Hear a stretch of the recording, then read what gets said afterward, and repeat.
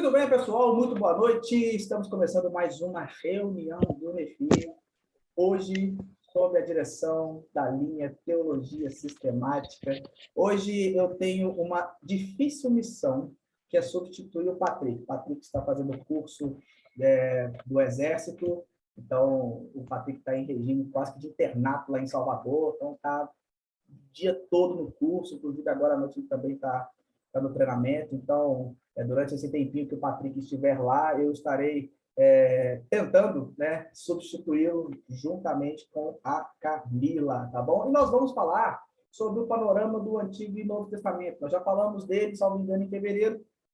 Nós ficamos de dar uma parte 2 para vocês e aqui estamos para dar a nossa parte 2 do nosso panorama do Antigo Testamento. E aí, a gente vai falar um pouquinho sobre esse assunto, e aí eu já quero compartilhar com vocês a minha tela, tá? Para a gente já... Deixa eu só colocar aqui. Pronto, todos estão vendo minha tela aí, né, pessoal? Muito bem, muito bem, muito bem. Panorama do Antigo Testamento. Vamos iniciar falando sobre o Antigo Testamento. Tá bom, pessoal? E aí, antes de nós falarmos sobre Antigo e Novo Testamento, nós queremos dar um rápido panorama acerca do que é a Bíblia mesmo, tá? Então, quando a gente fala de Bíblia, a gente sabe que a Bíblia é a palavra de Deus, a Bíblia é onde Deus se revela a nós, mas o que é a Bíblia, o significado mesmo desse livro, né?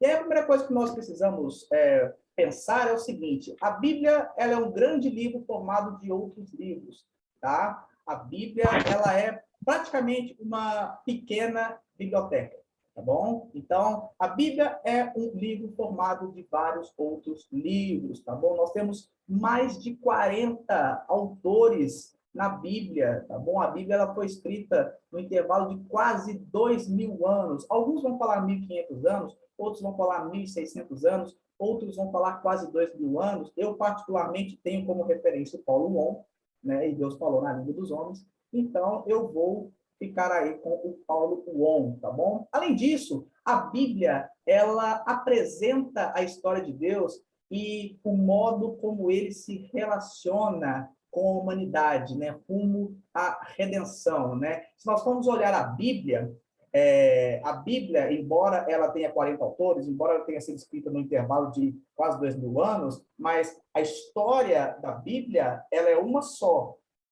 O enredo bíblico, ele trata de uma coisa só. A mensagem da Bíblia, ela é central. Nós falamos de um Deus criador, um Deus que criou todas as coisas.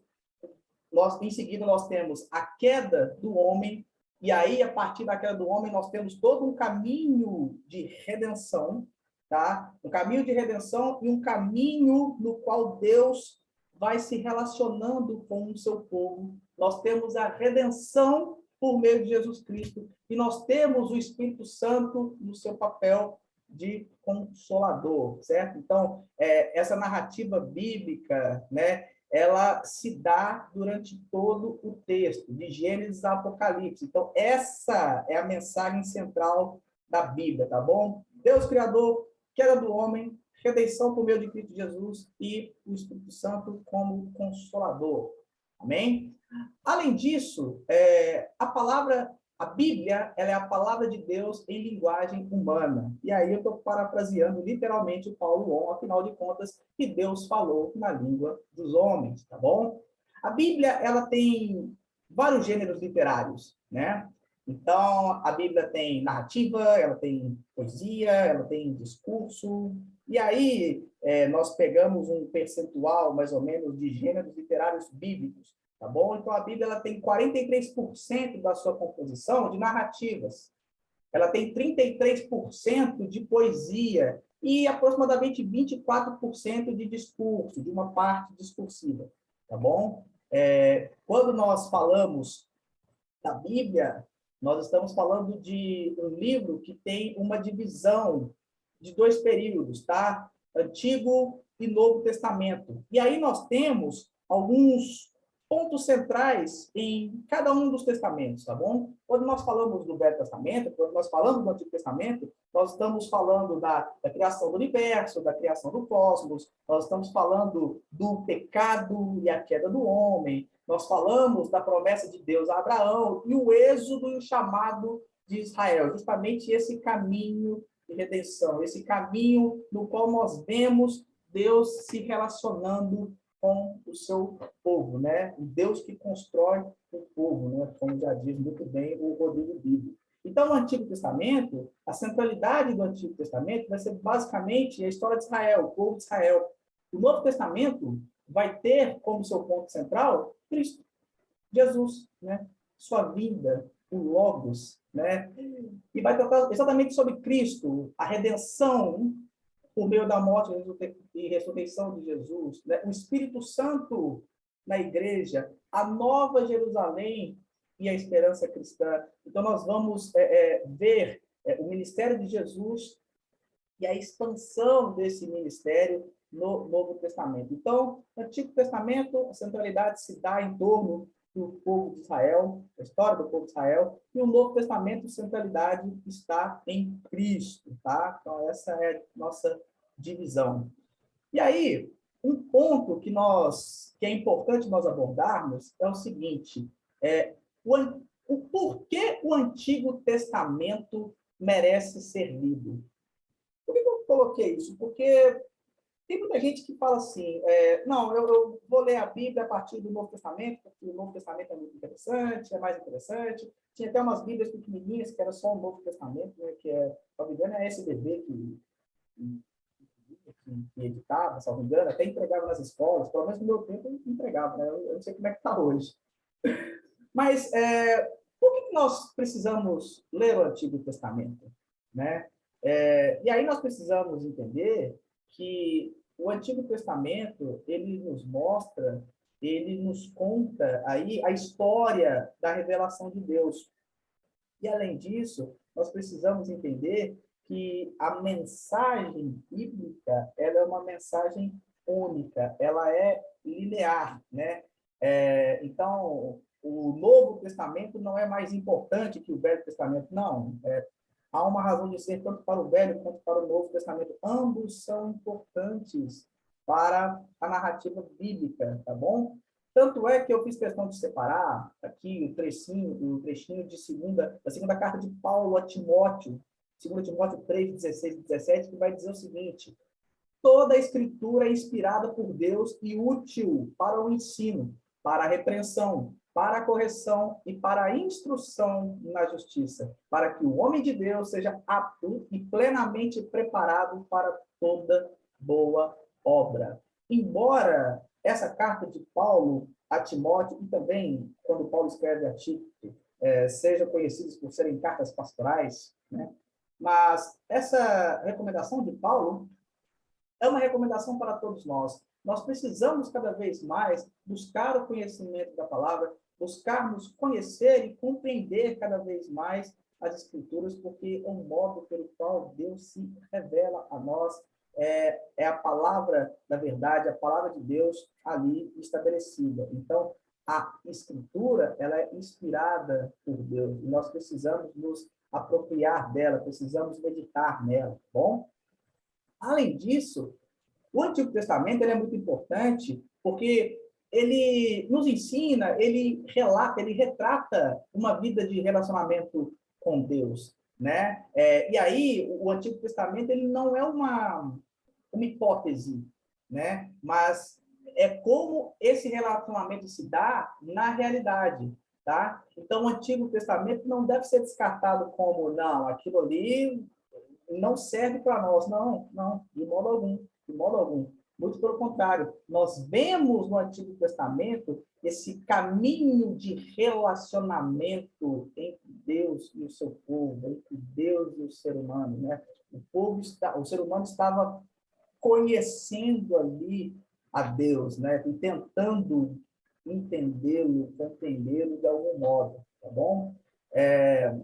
Isso nos faz concluir também que nenhum dos testamentos, seja ele o Antigo Testamento ou o Novo Testamento, enfim, nenhum testamento ele é bastante em si mesmo, tá? Então, o Antigo Testamento ele não basta por si só, e nem o Novo Testamento também se basta por si só.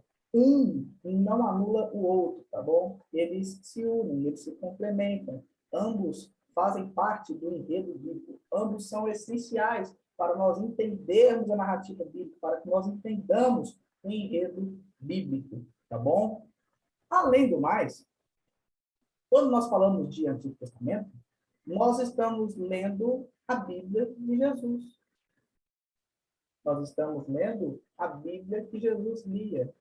Como descartar uma Bíblia, livros que Jesus lia, que Jesus se apropriava deles, né?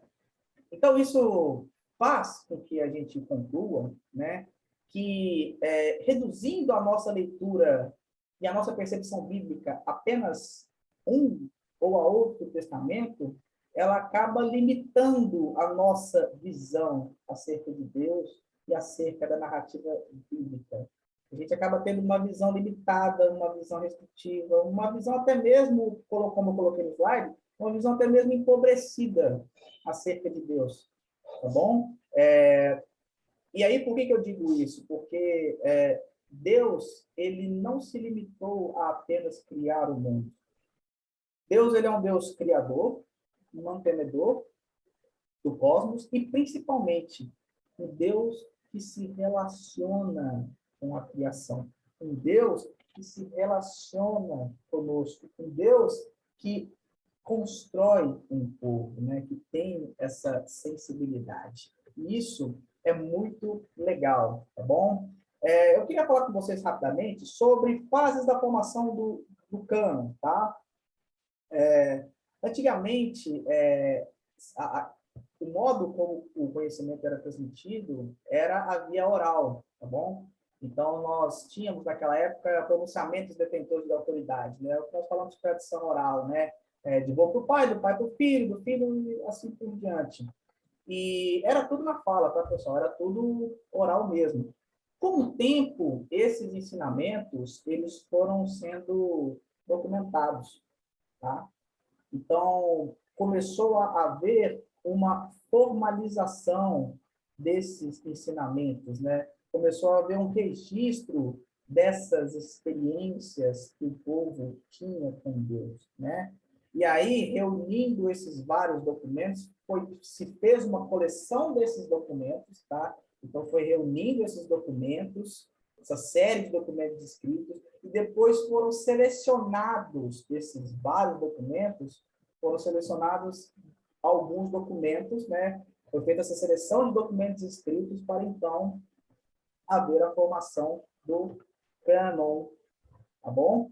E aí nós temos também alguns períodos principais que marcam a história do Antigo Testamento, né? Basicamente são 4 períodos que se revelam bastante no enredo do Antigo Testamento, né? O primeiro período que se revela muito, que se fala muito, é a experiência do Sinai após o Êxodo, tá? Então, essa experiência do Sinai é a primeira que vai sendo muito abordada. Depois nós temos uma mudança na forma de governo, tá, do povo de Israel. O pessoal sai da teocracia e vai para a monarquia, né? Então o pessoal prefere que haja um rei, né? Já que os outros povos possuíam um rei, né? Depois nós temos a queda de Jerusalém e o exílio da Babilônia, que é muito falado também ao longo do Antigo Testamento. E, por fim, o último período principal, né, no decorrer do Antigo Testamento, são as reformas de Esdras e Neemias na Jerusalém pós-exílio, né, pós-exílio babilônico. Tá? Então, o Antigo Testamento, o Velho Testamento, ele vai destacar muito esses períodos, tá? Vai destacar muito esses fatos, tá bom? Por fim, a gente traz aqui como o Antigo Testamento foi organizado, né? Então, nós temos o Pentateuco, né? Os 5 primeiros livros da Bíblia, né? Escritos por Moisés, né? A maioria deles.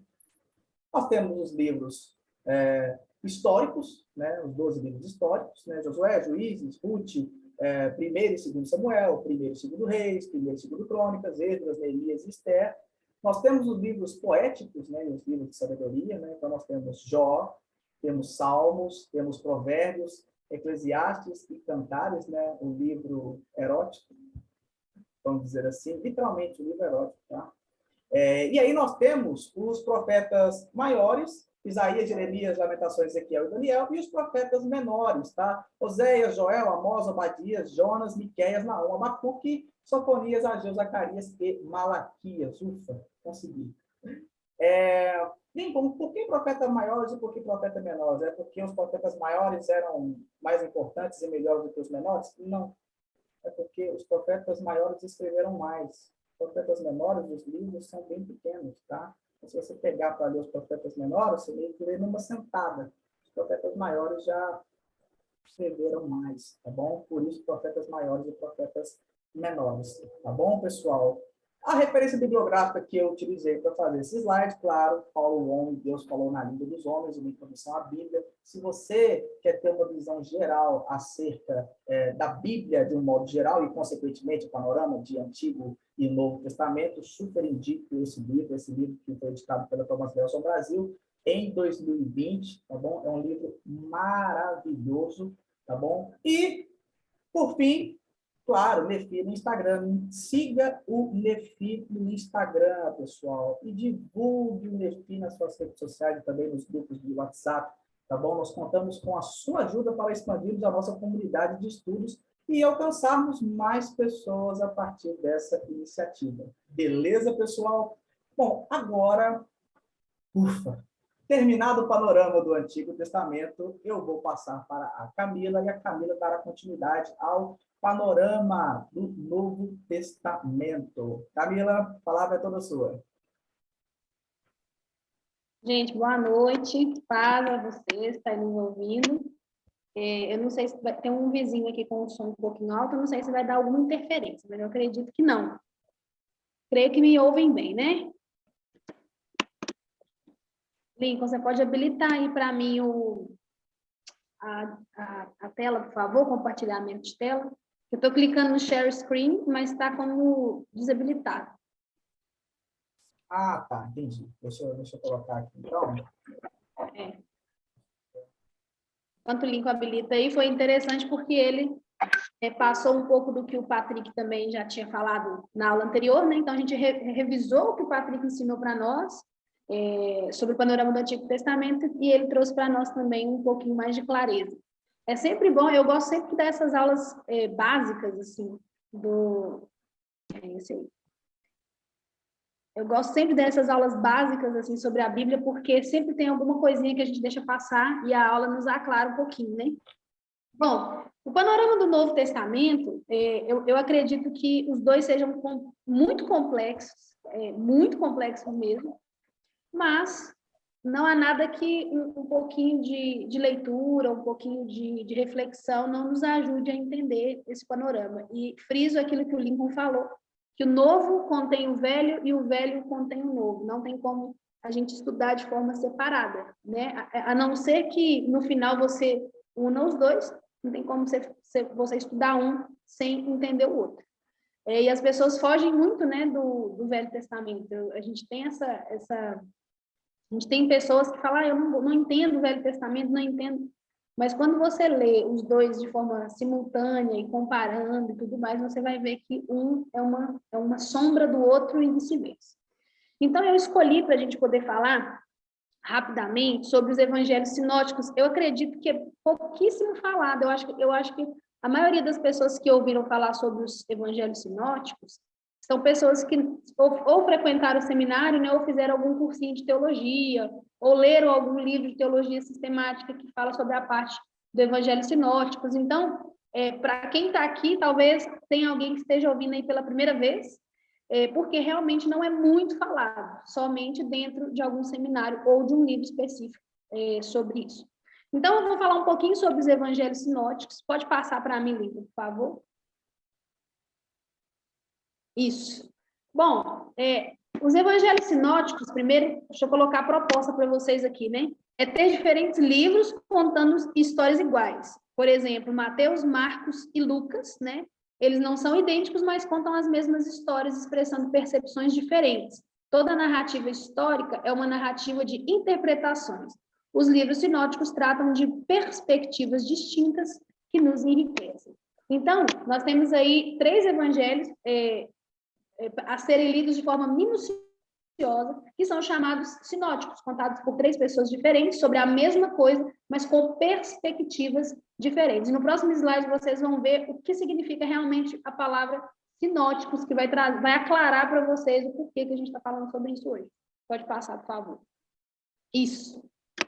Então, sinóticos, eu coloquei aí, né? Visão conjunta, tá? Visão conjunta, ou seja, quando você consegue ler os 3 e ter a gente está falando de panorama, né? Então, o que é o panorama?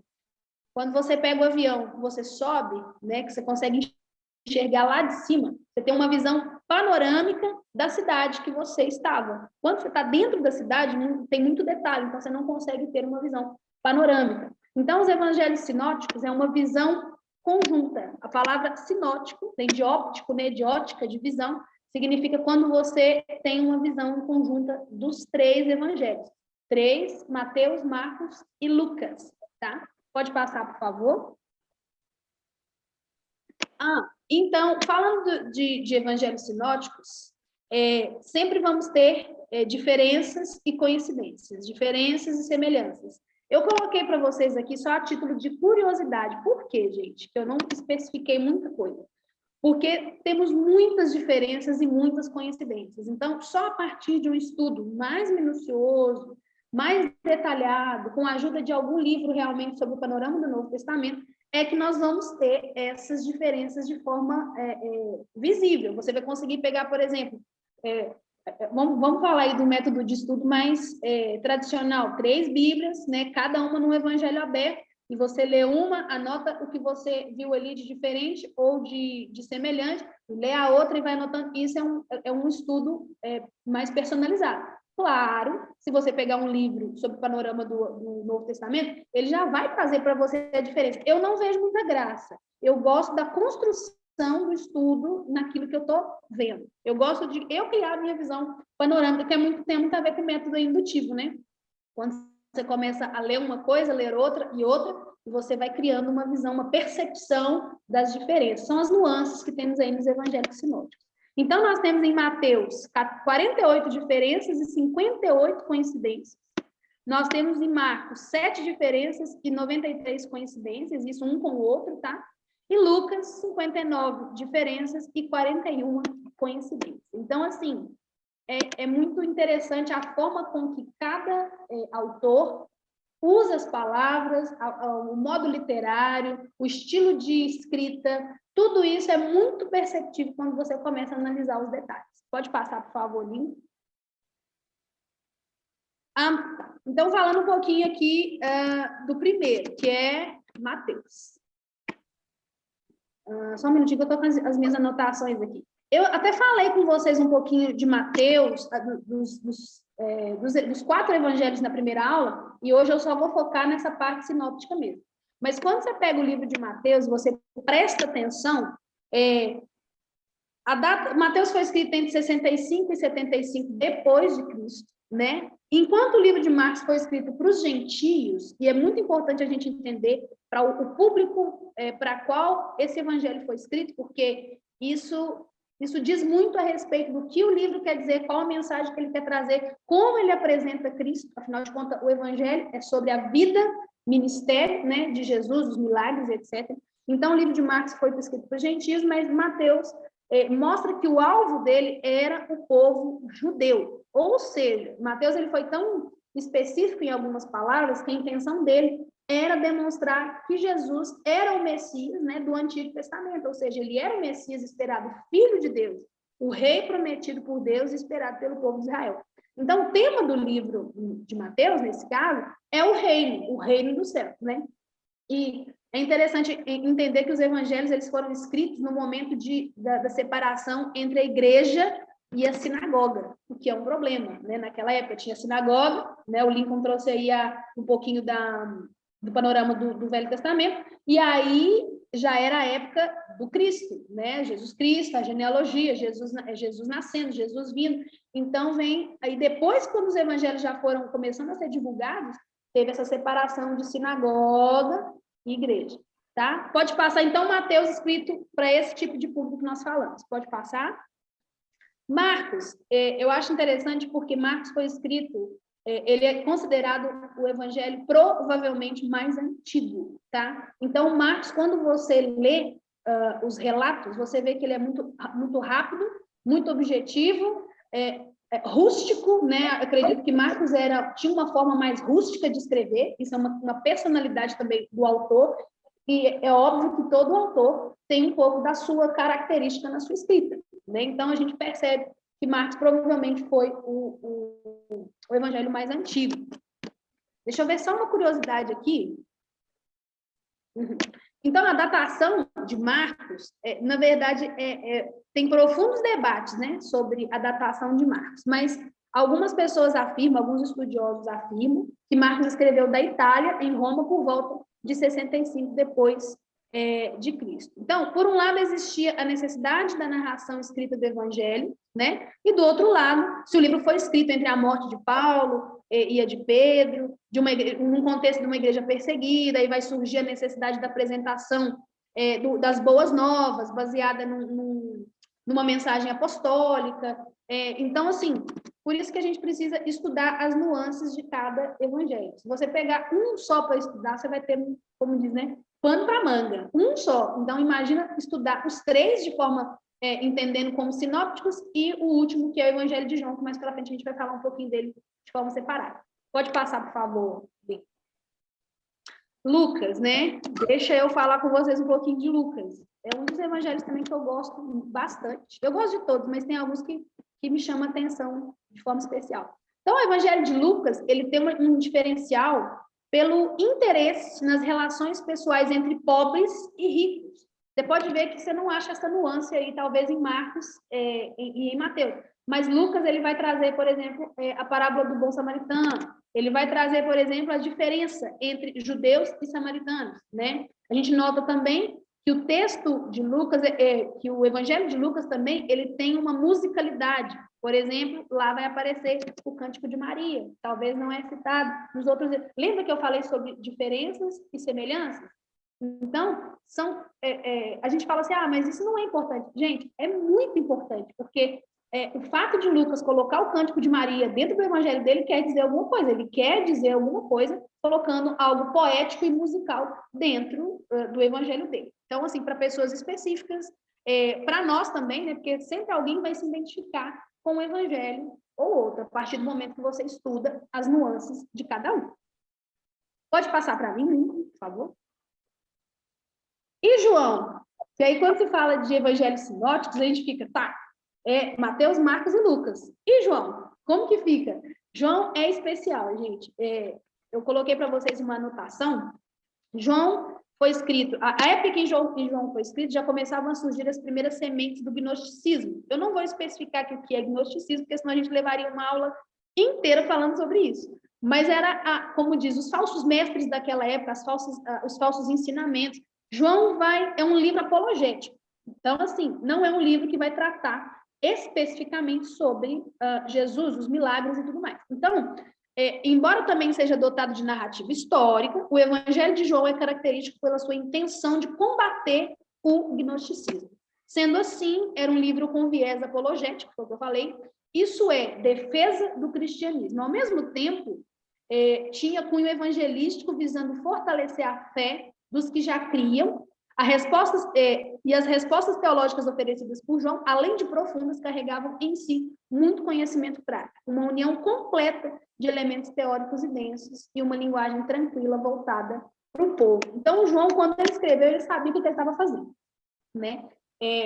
Primeiro que João, para mim, é um evangelho, mas é um evangelho com viés apologético, defesa. Defendendo o evangelho de Jesus Cristo, defendendo Jesus Cristo. Aí você pode ver que João já não traz Jesus Cristo como Messias, mas ele apresenta ele de uma outra forma. Então, assim, quando nós olhamos para o evangelho, eu sempre aconselho aqui, pelo menos as minhas ovelhas, a começarem pelo evangelho de João. Por quê? Porque aí não vai ter o cansaço de falar assim, mas eu estou lendo a mesma coisa em Mateus, Marcos e Lucas.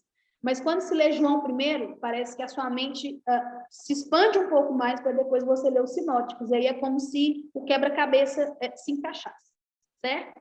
Pode passar para mim, por favor, Lino.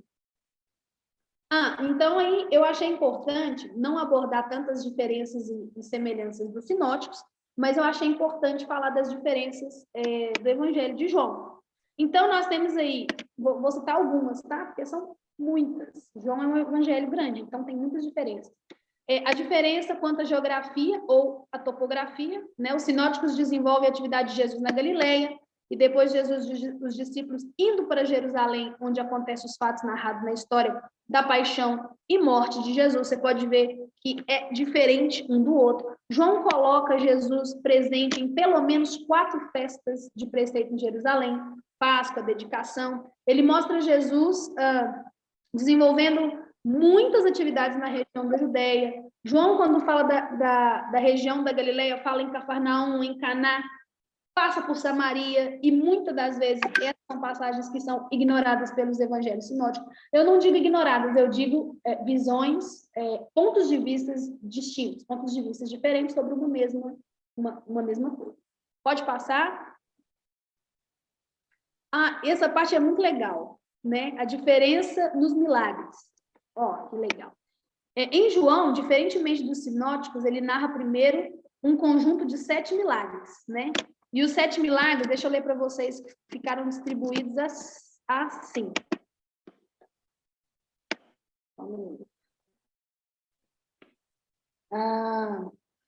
Então, ele vem com o 7, né? Transformação da água em vinho, a cura do filho do centurião de Cafarnaum, a multiplicação dos pães e peixes, o milagre de Jesus caminhando sobre a água, Jesus curando um enfermo, Jesus curando um cego de nascença, a ressurreição de Lázaro.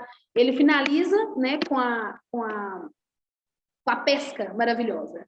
O objetivo do evangelista, no caso do Evangelho de João, não foi tratar Jesus como um grande milagreiro, mas foi tratar Jesus como o Senhor, Salvador e o Messias esperado. Então, você vê que quando os evangelhos sinóticos, eles vão apresentar Jesus de fato, porque aquele era um público que precisava ver as obras de Jesus, né? Então, João, não é que ele deixa isso passar, mas ele quer trazer uma outra face de Jesus, ele quer trazer uma outra forma de ver o evangelho de Jesus em si, apresentando Jesus de outra forma. É muito mais tenso e difícil apresentar Jesus como Salvador, como Senhor, do que apresentar Jesus como um milagreiro, né? Como um santo milagreiro, né? Então, tudo também depende do contexto daquela época, dos ouvintes, das pessoas que estavam ali próximas. A diferença também em alguns detalhes, diferença dos relatos, né? Quando você percebe os relatos de Mateus, Marcos e Lucas, inicia de uma forma, em João inicia de outra. A rítmica dos sinóticos para o Evangelho de João é completamente diferente, né? A ênfase teológica é diferente dos sinóticos para o de João. Diferenças no vocabulário, né? A gente vê vocabulários parecidos em Mateus, Marcos e Lucas. Em João, você vê que ele vai usar termos, vocabulários que dificilmente aparecem, por exemplo, ágape, ou pecado, ou escritura, ou glória, né? Ou cosmos, que é o mundo, ou testemunhar. São coisas que não vão aparecer no sinótico, mas que aparecem em João, porque ele faz questão de evidenciar isso. Os sinóticos, por sua vez, eles querem mostrar um Jesus poderoso em obras, foi o que eu falei, os milagres, né? Obras e os milagres de Jesus, por exemplo. Através dele, o reino de Deus já estava presente no meio dos homens. Pode passar. Uma estimativa aproximada é que Marcos possua 90% do seu material iguais aos de Mateus e de Lucas. Então, aqui, eu vou dar uma pausinha, porque alguns estudiosos relatam que, pelo livro de Marcos ser um livro mais antigo, provavelmente Mateus e Lucas usufruiu do Evangelho de Marcos para trazer o seu esboço do Evangelho deles, sabe? Então, é como se Marcos estivesse aqui e ele fosse uma fonte para poder suprir Lucas e Mateus, tá? Então, é essa possibilidade de Marcos ser a fonte mais antiga dos demais. E há uma porção de situações, de questões dentro do livro de Marcos, que a prova realmente faz com que os teólogos, os estudiosos estejam certos, tá? Pode passar, por favor. Então, estudando os sinóticos, aí vem algumas questões que se levantam, né? Porque as pessoas, elas gostam de fazer esses questionamentos, mas eu já trouxe eles aqui. Por exemplo, qual é a origem dos evangelhos sinóticos, né? Surgiram de forma independente uns dos outros, ou será que os seus autores usaram os textos um do outro pela semelhança? E até que ponto usaram os textos um do outro como fonte? Porque quando você lê os três, você vê a semelhança, você fala, uau, que legal. Então, aliás, você vê as diferenças, você fala, uau, que legal. Cada um teve um ponto de vista. Mas quando você vê que tá muita coisa parecida, você fala assim, mas será que um não usou a fonte do outro para poder enriquecer a sua? Então, tem essas discussões aí entre os teólogos e os estudiosos dessa parte da teologia sistemática sinóticos, tá? Então, a que ponto que foi usado do outro? Será que foram utilizados outros materiais? Então, é bom a gente trazer essas curiosidades para a gente ver, igual o Lincoln abordou algo interessante, que é a oralidade dos evangelhos. Então, naquela época, ainda não tinha a escrita dos evangelhos. Então, era feito a transmissão de pai para filho. Era algo muito artesanal, muito familiar. Então, os filhos ouviam dos pais, que passavam para os filhos, e dentro das reuniões, o evangelho era transmitido, até que se houve a necessidade da escrita, né, e da preservação dos escritos para que outras pessoas pudessem ter acesso. Pode passar, por favor. Aí nós chegamos no material, a fonte Q. Quando a gente está no seminário, a gente ouve bastante falar sobre as cavernas de Qumran e tudo mais, e a fonte Q, que provavelmente é uma fonte desconhecida, mas uma fonte que foi usada para poder nutrir as escritas dos evangelhos, tá? Pode passar, por favor, que eu vou explicar melhor sobre a fonte Q. A fonte Q, nesse caso, seria uma solução para os possíveis questionamentos sobre semelhanças e diferenças. Então, a possibilidade da resolução, na verdade, é como que um contém o outro, de onde que tiraram. Então, os estudiosos, eles acreditam que teve uma fonte antes ainda de Marcos, que nutriu Marcos e sucessivamente nutriu os outros evangelhos. Pode passar, por favor, Lincoln. Então, o que é a fonte Q, né? Essa segunda fonte é desconhecida e pode ter sido tanto um documento escrito quanto um testemunho oral. Então, é por isso que se debate tanto com relação à fonte. Os estudiosos geralmente se referem a essa fonte como Q, realmente a letra, tá? Primeira letra da palavra alemã, Quelle, fonte, que significa fonte. Essa possibilidade é chamada de teoria das duas fontes ou hipótese de dois documentos. Então, todas as vezes que nós estudarmos sobre os evangelhos sinóticos, vai surgir a teoria da fonte Q e os estudiosos se agarram muito dela, porque realmente é uma possibilidade muito, muito forte de ter sido uma fonte oral ou escrita, mas que nutriu os evangelhos que a gente conhece hoje, tá? De Mateus, Marcos e Lucas. Pode passar, por favor? Eu coloquei um desenho aí, não está muito 100% não, mas dá para entender. A teoria das duas fontes seria exatamente assim, ó. Marcos suprir Lucas e Mateus, e a fonte Q, né, suprir Lucas e Mateus. Exatamente porque Marcos é considerado o evangelho mais velho. Então, eles não colocam a teoria do Q ter suprido Marcos, mas sim da fonte Q ter suprido Mateus, Lucas e Marcos, ser uma fonte conjunta com a fonte Q, certo? Lincoln, tem mais alguma depois desse que eu acho que não, tem? Tem. Seja como for, obviamente, Mateus e Lucas tiveram acesso a informações que são pertinentes apenas aos seus respectivos evangelhos. Lembra que eu falei das diferenças? Então, vai ter coisa que Mateus escreveu que era pertinente ao evangelho dele, vai ter coisa que Marcos escreveu que era pertinente à forma de escrita dele. Apesar das dificuldades, a maioria dos estudiosos adota a teoria das duas fontes como a melhor solução para o problema sinótico. Então, nós nunca vamos ter um veredito, nós vamos ter possibilidades. Por isso que vale a pena estudar de forma minuciosa, porque essa possibilidade é aquilo que nos dá o equilíbrio para continuar estudando e vendo o que vem depois disso. Tem mais alguma coisa? Não, né? Quero ler para vocês, para a gente poder fechar, uma conclusão, porque às vezes a gente fala assim, tá bom, mas e aí, né? Essa fonte quem escreveu, de onde que veio, o que aconteceu? Então, isso seria uma pauta para uma outra aula. Então, de forma resumida,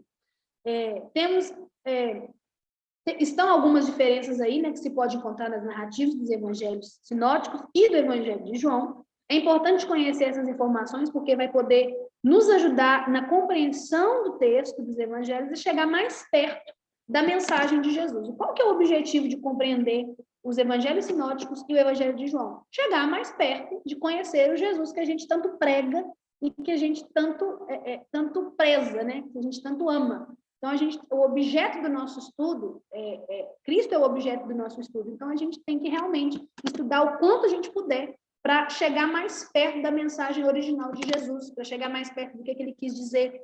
Por que Mateus escreveu dessa forma e qual que era o objetivo? O que ele queria que chegasse naquele público específico e tudo mais. Então, nós não podemos esquecer também que, independente de como, de onde surgiu, gente, os evangelhos de Jesus, todos os homens que escreveram foram inspirados pelo Espírito Santo. Isso, sem sombra de dúvida, não podemos deixar isso de fora. Marcos escreveu, se realmente foi Marcos, foi inspirado pelo Espírito Santo. Mateus, se realmente foi Mateus, foi inspirado pelo Espírito Santo. Lucas, também não podemos deixar de citar. Lucas é sempre bom ler junto com Atos, né? Porque Lucas escreve Atos, Lucas escreve Atos, e é sempre bom você ler junto, para você poder comparar aí a forma de escrita, a semântica e tudo mais, que você vai ver que é bem parecido e realmente comprova que Lucas escreveu Atos. E sempre lembrando que o Espírito Santo é como diz, o ajudador, é o inspirador de todos os escritos. Nós não podemos nunca ler e estudar os sinóticos ou o Evangelho de João sem ter uma clara visão de que o Espírito Santo é que impeliu esses homens a escrever os evangelhos. Bom, eu não coloquei a minha bibliografia, mas eu posso citá-la aqui para vocês. Tem um livro excelente. Deixa eu ler o nome dele aqui para mim não trocar, né, o nome. É do Gordon Fee.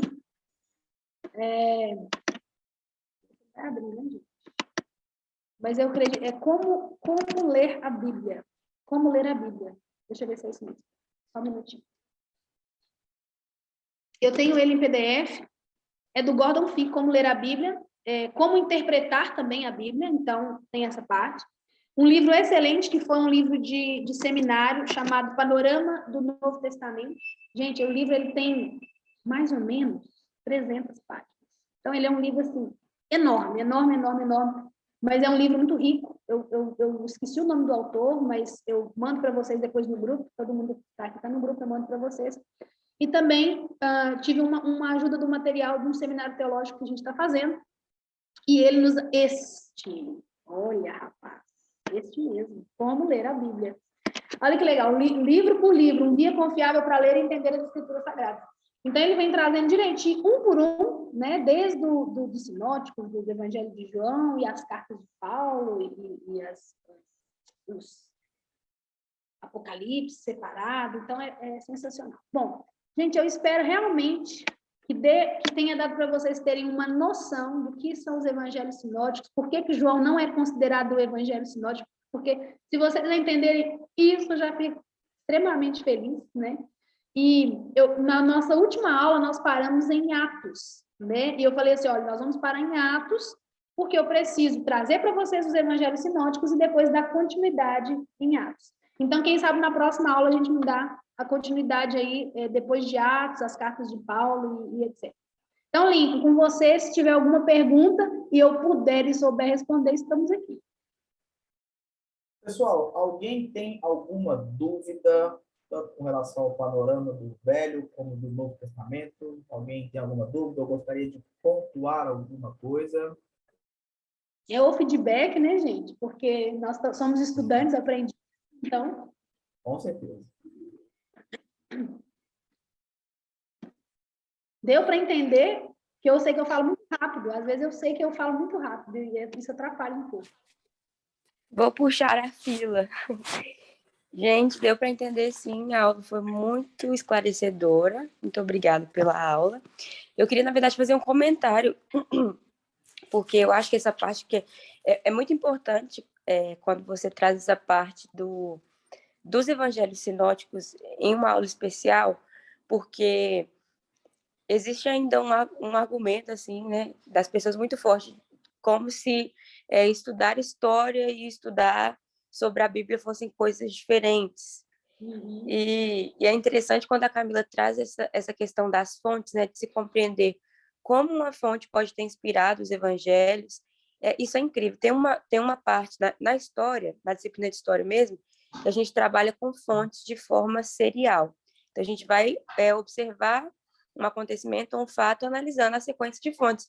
E quando meu professor me passou isso, e passou o quanto as fontes analisadas simultaneamente trazem uma comprovação aos eventos, eu imediatamente já lembrei da Bíblia e dos evangelhos, porque entender que existiram os mesmos eventos que foram relatados por três livros diferentes, assim, é incrível.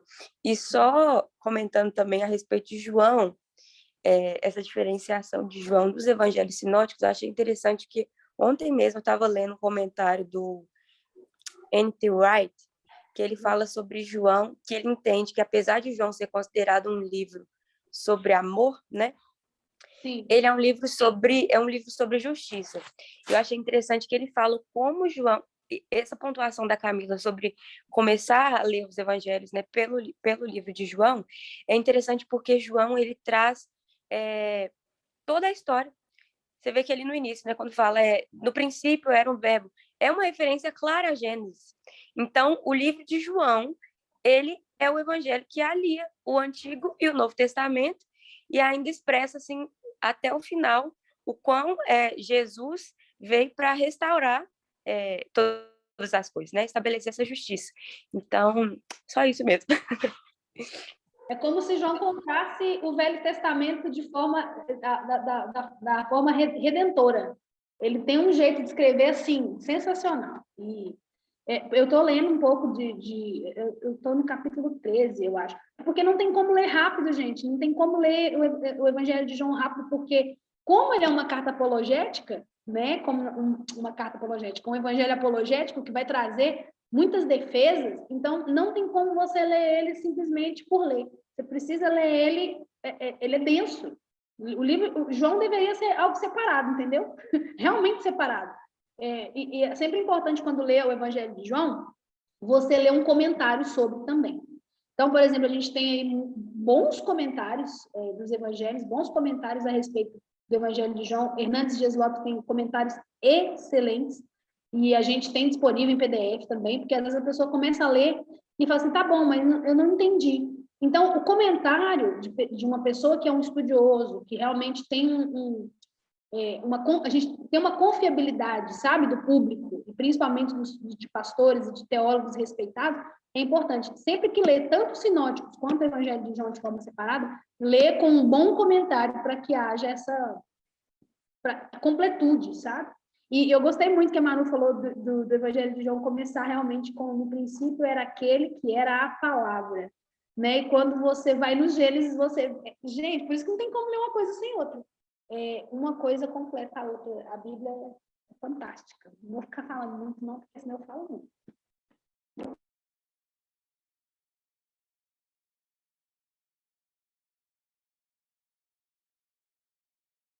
Gente, mais alguém quer comentar? Alguém nunca tinha ouvido falar sobre o termo evangelho sinótico? Primeira vez, ou já ouvi falar, mas é a primeira vez que vocês veem algo mais específico, e eu não trouxe tanta coisa, não. Eu trouxe realmente o basicão mesmo. Se a gente fosse aqui falar sobre semelhanças e diferenças dos sinóticos, só entre os sinóticos é uma aula. né? Então, assim, por isso que a gente resumiu o resumo do resumo.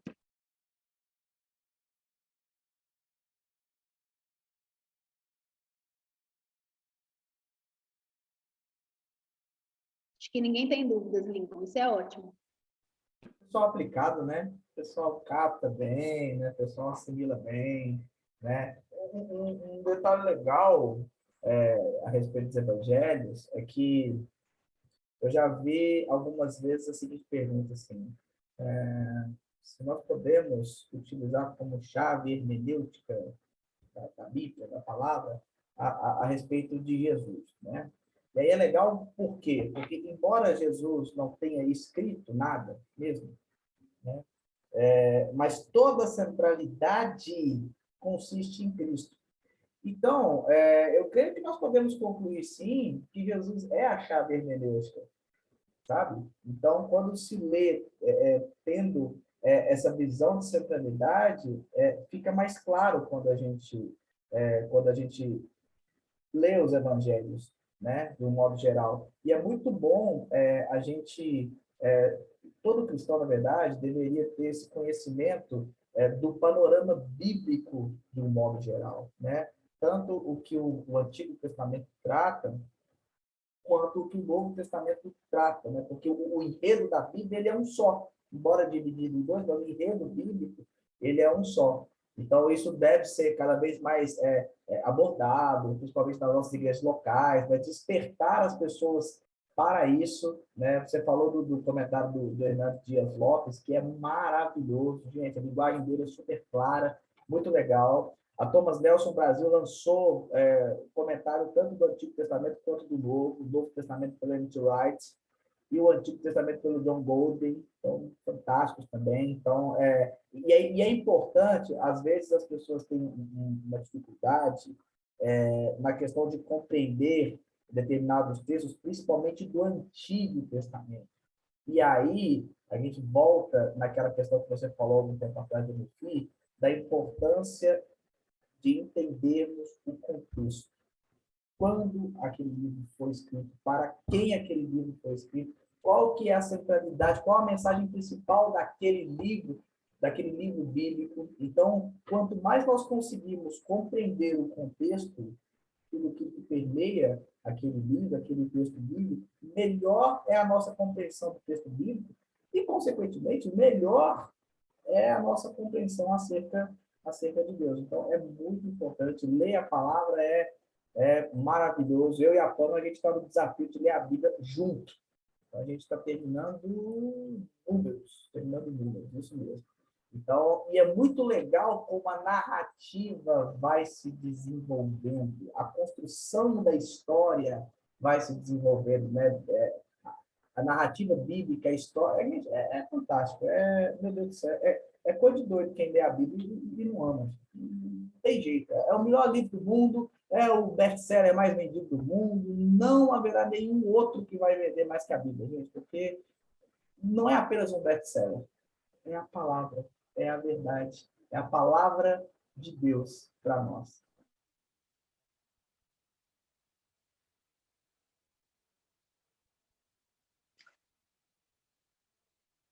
Ô, Lincoln, tem como vocês enviar essa aula de hoje para nós? Por exemplo, para mim, separadamente? Sim, sim. Assim que terminar, sim, assim que terminar essa aula, eu estou gravando ela, né? Então eu vou salvar no computador, jogar ela no Google Drive e em seguida eu já mando o link diretamente para o seu WhatsApp, pastor. Não apenas para o seu WhatsApp, mas tanto no grupo dos participantes, lá já tem a descrição, né? Quanto no grupo de pastores também. Já vou mandar o link para vocês assistirem as aulas e também os slides, tá? Já vou disponibilizar os slides por lá também, para vocês já terem acesso. Eu achei interessante essa parte do panorama do Antigo Testamento, com esse detalhamento que foi feito por você aí, porque às vezes, de vez em quando, né, devido à forma que a igreja tem de dizer assim, o Novo Testamento como a sua regra de fé, e às vezes chega um membro e pergunta assim, pastor, a igreja não lê o Antigo Testamento, não crê no Antigo Testamento, porque a única regra de fé, prática, governo e disciplina, só no Novo Testamento, como é que é? Então, é importante a gente apanhar um panorama desse e poder colocar para a igreja, né, entender corretamente, né, que a Bíblia ela é um todo, né, como a irmã falou aí. O João está dizendo que no princípio era o verbo, ou era a palavra, né? Então, a gente, observando num total, no geral, é um conjunto que não pode separar peças, né? Tem que ser realmente total. E interessante, muito interessante mesmo. Será muito bom para nós passar para os nossos membros da igreja. Sem dúvida. O Velho Testamento, né, o Antigo Testamento, ele é a anunciação daquilo que iria se cumprir posteriormente. Claro. Quando Jesus fala que ele não veio para revogar a lei, e sim para cumpri-la, esse recado de Jesus é muito claro, porque ele destaca a importância do Antigo Testamento. Ele se declara como o cumprimento da anunciação do Antigo Testamento. É por isso que não tem como nós lermos nenhum dos panoramas isoladamente. Então, não tem como a gente ler só o Novo Testamento e nem ler só o Velho Testamento também, né? Ou uma leitura ainda mais restrita, né? No caso dos judeus, que é com a Torá, né? Com o Pentateuco, enfim. Então, a interpretação bíblica ela deve ser uma interpretação do todo, né? Eu não posso fazer uma interpretação restritiva, porque se eu faço uma interpretação restritiva, eu corro sério risco de ter uma visão acerca de Deus e acerca da palavra totalmente distorcida. Então, por isso que eu preciso olhar o todo bíblico. Entendeu? Mas é muito importante o que o senhor falou, pastor Davi. Por isso que, principalmente nas igrejas locais, a gente sempre deve enfatizar a Bíblia no que ela é, na sua importância e no seu enredo. É importante a gente trazer esse tipo de conhecimento. Claro que o NEFI ele já é uma porta de entrada para trazer esse conhecimento. Mas é importante que cada líder, cada pastor na sua igreja tenha como eu vou explicar? Tenha um ensino básico. Isso que o Lincoln passou, por exemplo, profetas maiores, profetas menores, o surgimento da lei, a monarquia, né? Quando o teocentrismo deixa a cena e entra a monarquia, etc.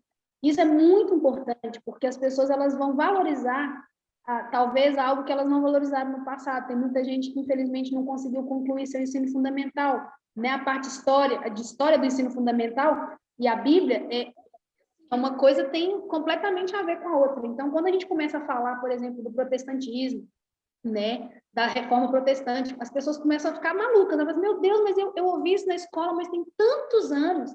E é a chance da gente chamar a juventude que ainda está no ensino fundamental, que ainda está no ensino médio, para se atentar para o que eles estão ouvindo. Porque quando chegar lá na frente, na igreja, ou no estudo teológico, no campo missionário, ou que seja, você vai precisar desses conhecimentos. Então, cada vez que a gente abrir a porta, igual o pastor Vani sugeriu, né, de trazer esse conhecimento para a igreja, porque às vezes as pessoas questionam, é exatamente para isso, para as pessoas realmente verem a necessidade que a gente tem de aprender sobre isso. Mas eu acho muito difícil. Gente, nada é tão difícil quando se explica da forma que dá para ser explicada de forma mais simplificada possível. Nada fica tão difícil. Hoje a gente trouxe assim um conteúdo que é rico e denso, mas de forma simples. E qualquer pessoa, até uma criança de 12 anos, entenderia, como diz, essa passada, esse panorama aí pelo Velho e pelo Novo Testamento. E às vezes a gente acha que não, mas para pessoas que não têm o mínimo de conhecimento, isso é muito, muito importante.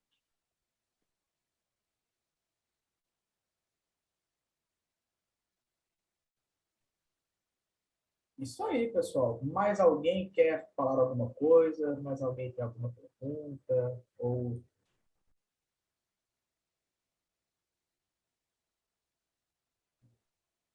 Não? Sem mais? Tá. Ah, tá. Ok, pessoal. Beleza. Pessoal, então, por hoje é só, tá? Se você faz parte do nosso clube de leitura, sexta e sábado temos mais encontros, tá bom? Sexta-feira às 8 da noite e sábado às 3:30 da tarde, tá bom? E para você que não faz parte do clube de leitura do NEFI ainda, por favor, faça parte. Vamos ler juntos boas obras, tá bom? Por favor, leia, leia, pelo amor de Deus, meu Deus, eu até bordão essa frase minha. Mas é verdade, tá bom, pessoal? Vamos ler juntos, vamos discutir, vamos debater, vai ser muito legal, tá bom? E as nossas reuniões das demais linhas, em maio estamos de volta, né? Maio já está aí, né? Já domingão já é maio, 1º de maio. Então, logo, logo nós já voltamos com as nossas reuniões e em breve, novidades, novidades, novidades. Tá bom, pessoal? Muito obrigado pela presença de cada um de vocês, pastor Albani, Creuzinho, pastor Zé Roberto, um abraço, Manu, Matheus, Camila, brigadão também, a todos vocês que vão assistir essa aula depois também, muito obrigado e divulguem o NEFI também, tá bom, pessoal? Muito obrigado a todos vocês, Deus abençoe e até mais!